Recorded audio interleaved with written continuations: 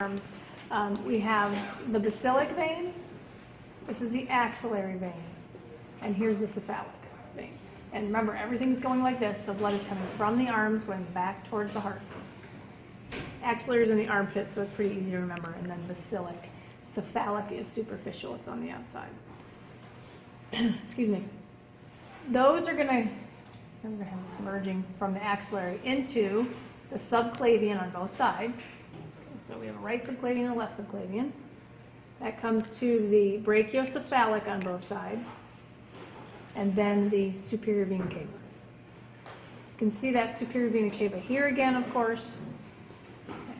And that kind of gets us to the heart. We might as well just look at the heart while we're at it. Here we have the inferior vena cava. These blue are cardiac veins, and this is the coronary sinus. Okay.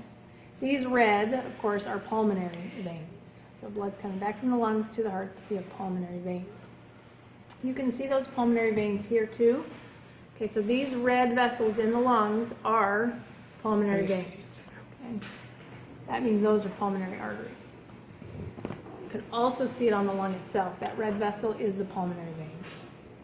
This is not, just so you know, that's part of the respiratory system, so we're not teaching that right at the moment. It is not the inferior vena cava. You just need to know this is the pulmonary vein. Those, of course, are pulmonary arteries. And just to review, that is, the pulmonary trunk. What else do we need to know in here? We have in, which we didn't do yet, were these little branches.